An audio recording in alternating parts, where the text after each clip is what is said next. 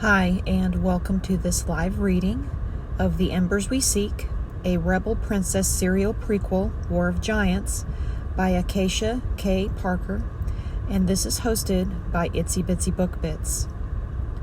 Prologue. When my mother passed, she told me kindness had a power unlike any other in our world, one that many had forgotten through no fault of their own. She told me life could be both beautiful and devastatingly tragic, and because of it, to expose yourself as vulnerable and gentle could be a magic all its own, equal to that of even the powerful magic waking in the soil beneath our bare feet and the creatures stirring back to life because of it. She believed that until her last breath. I don't know that anyone could convince her otherwise, not even my father, hardened and scarred as he was. When my father left for the war, he reminded me there were many who would use that compassion against me, turn it into something hateful, vindictive. They'd use me as a stepping stone to further their own ambitions. He told me that for this reason, and for many others, the path of compassion would be a difficult one to take. He told me that path would always be worth the risk, despite the challenge it would impose. For there was no greater challenge in the world than to love someone as they were, as they showed themselves to be. Whether it be their true nature or the lies they wove to survive, whatever they revealed was what they could show, and we owed it to them to be considerate of that. I was far too young then to understand that my father's words were more than just a declaration of how he wanted me to live my life. They were a warning, too, against those who would no doubt wish me harm against a world that would bring me love and heartache, life, and death. My father couldn't recognize how close to home his words would hit, how those seemingly closest to me would be the most trying, how those he'd left me with would wish me the most harm, not out of spite. They simply didn't know any better. They'd never known any other way. I couldn't fault them for that. Neither my mother or father would, so I certainly wouldn't. Even when those people sent me to the same war that took my father from me, I remained considerate. Even when all that lay before me was blood and ruin, I remembered what it all stood for. Even when all seemed for nothing, I persisted in learning what it meant to be gentle in the face of brutality. Even when battle after battle marred my body with scars, I stood steadfast in the knowledge that one day, someday, I would be grateful I did something rather than nothing. My parents couldn't have known how weary my heart would grow from the conviction they placed in me, how shattered my soul would become when I recognized the things out of my control would hurt the most, how spent my body would be after years of combat and warfare and loss. I clung to her still, the wide-eyed, innocent little girl who believed in the endless possibilities my parents promised me. I relished the hope that same little girl would grow into an honorable, decent woman who did the right thing when the right thing was called for. Hidden beneath layers of turmoil and uncertainty, I'd never forgotten her. I'll find her again someday. Somehow. I'll find her again. Chapter 1. You do realize if we fail, or, I don't know, get caught, Lord Thongren is going to have our heads on pikes, right? You'd rather get stomped to death by giants then? I asked, giving Moore a wayward glance. She sighed, her shoulders slumping. Not particularly, no. That's what I thought. Now stop complaining and help me figure out a way to get to those barracks. She mumbled something in her native tongue. I didn't know what the words meant past that I knew they weren't nice. Our current situation wasn't fantastic, nor was it necessarily grim. We lay on our stomachs on a small hill hidden by tall, thin grass colliding in a soft breeze. We were soaked to the bone from crawling through the narrowest, shallowest portion of the runoff of the endless river behind us. It was the closest we could get to the city of Acacia without getting caught. We weren't just worried about those who guarded Acacia either. Lord Thongren had given us strict instructions to steer clear of the outer banks of the city, specifically the area we surveyed now. A lot of good it did in stopping us from getting here. Aya stood up ahead, all gleaming towers above the bright, vivid colors of its township below. The city had always been overpopulated, which is why they'd built up instead of out. A soaring expanse of home on top of home, turret on top of turret. Even from this distance, I could see the mass of crowds moving within it. It must have been beautiful once upon a time, long before the city laid siege to the outskirts forest behind it, before they'd stripped the wood and soil of its precious minerals, leaving the trees bare and burnt, before they'd accidentally woken dormant creatures of magic and myth buried in the dirt, finding others veiled in the wood, before they'd enslaved those same creatures for their own purposes and desires, removing their right to live unimpeded in the home they'd known for thousands of years. Things were far simpler than they were now. As had no doubt been stunning, but not anymore. Through the small gold telescope I held, I observed some of those creatures now.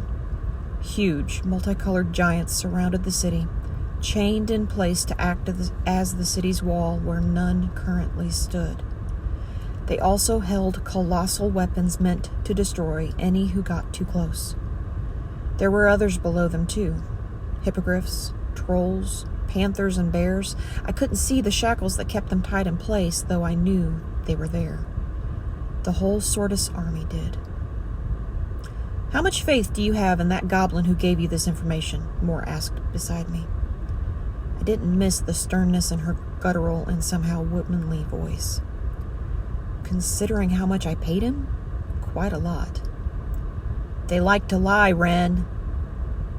"And they like money more." I swayed the scope to the southwest, toward the small partition of trees just outside the city. She grunted, her bare shoulder pressed against the pieces of armor covering my left arm. "Should I be prepared for you to be in a mood until we've finished with this?" "Which mood are you referring to exactly?" I rested my elbows as comfortably as I could in the dirt, balancing the scope to keep it squarely on those trees.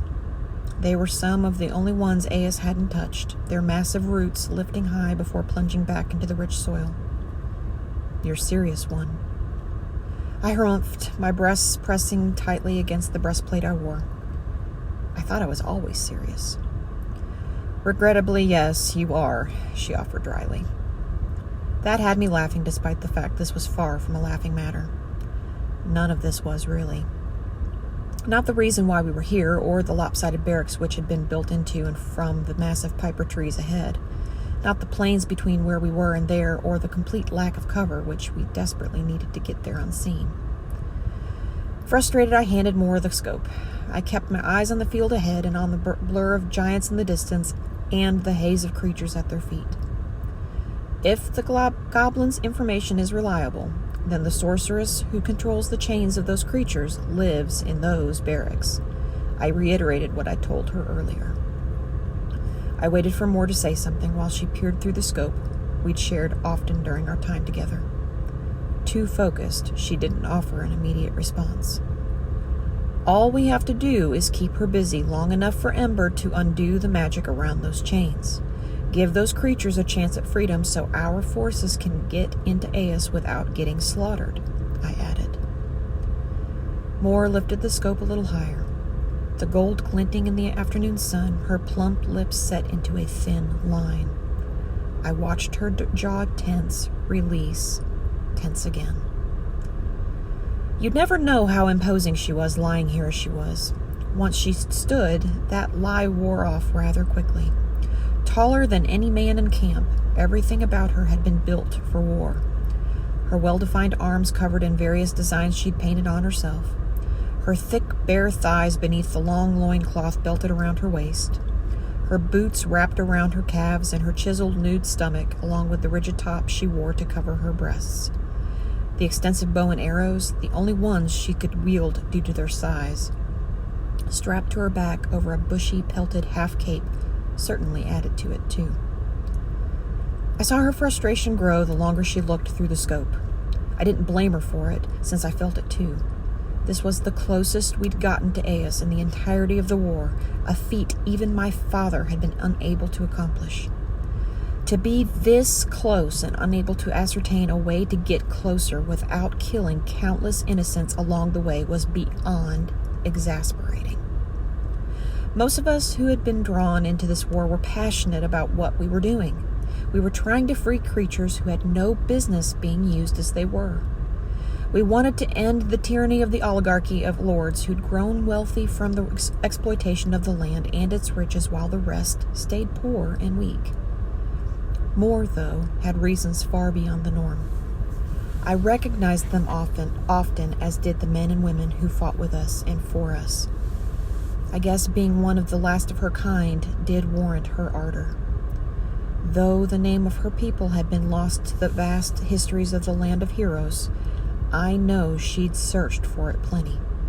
She'd tried to find some clue as to what happened, why she and only another handful like herself had been left all alone.